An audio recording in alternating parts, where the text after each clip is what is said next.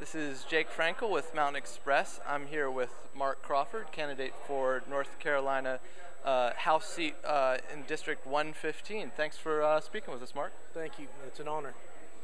Maybe you could tell people out there a little bit about yourself for those who aren't familiar with you. Okay. For most of my life, I've lived in Buncombe County. I was raised here, grew up here, graduated from Owen High School.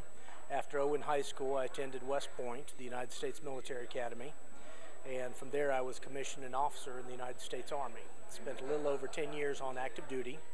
That included a stint with the 82nd Airborne Division, and within that same stint, I was also deployed to the First Gulf War, what we generally refer to as Desert Shield and Desert Storm. After that, after serving a little over a decade on active duty, I felt that I wanted to come home, try to make a difference in folks' lives back here. And why are you choosing to run for this particular office? What are some of the issues that you're most passionate about that are motivating you to want to serve in this way? Well, I'm awfully proud of the fact that I was recognized publicly by the Western North Carolina Alliance for my help with Martin Nesbitt and Steve Metcalf's Clean Smokestacks bill.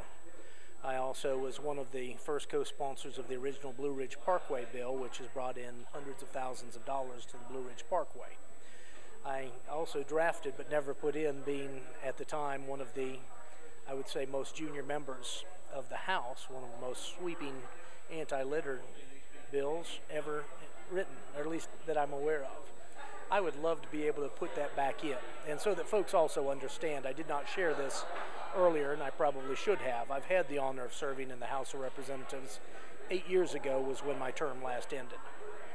But when I came on board, I was sworn in roughly 4 hours after the expiration of the time to put in certain legislation. Certain legislation is allowed during the short session and the long session, certain is not. And as a result, this litter bill, for example, was never intended to be a financial, any form of fiscal, financial, or appropriations bill. So by law, or by at least the ordinances under which the House and Senate run, I wasn't able to put that in. That's one of the things I'd like to do. I also want to really bring some jobs. This region and the state are hurting. Some of our counties are still greater than 15% unemployment. Buncombe County, happily, is below the 10% that as of the end of July, which was the most recent figures we have, unemployment was statewide. So we're a little bit better than that. But in addition to that, that still means almost 1 out of every 10 workers has no work right now. And that doesn't even include the underemployment.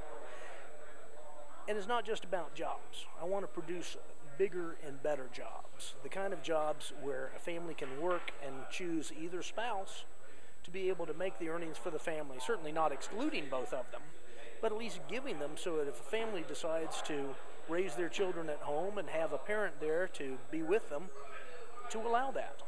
I'm very big on that. And the third thing, like I said, is education. I've devoted more than a dozen years, academic years, as a member of the Buncombe County Substitute Teaching List. That meant I've been in the elementary level, primary level, middle school level, high school level, and schools. I know there are a lot of problems out there.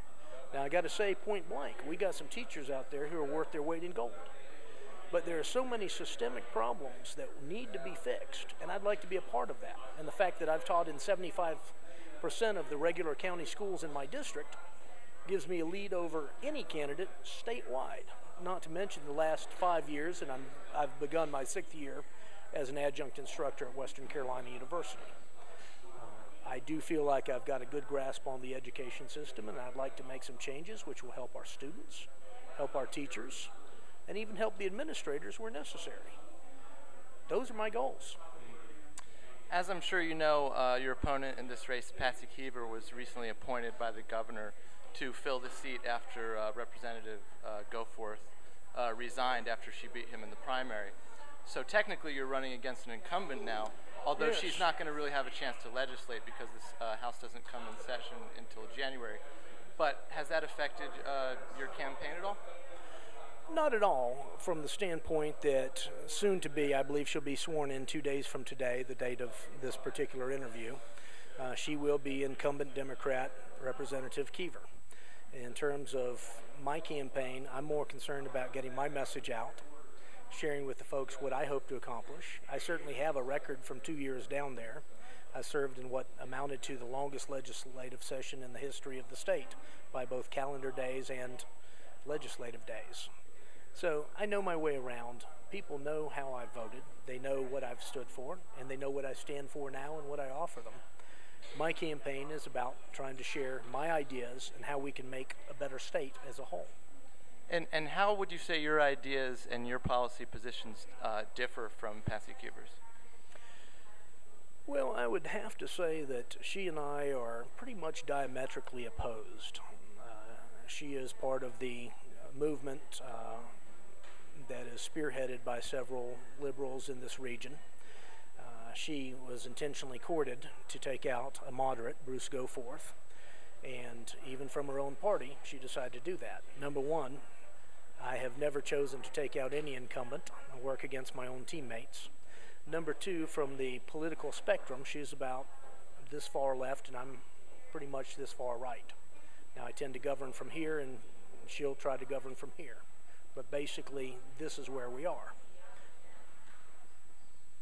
Well, thanks so much for speaking with us. Thank you very much. It's an honor.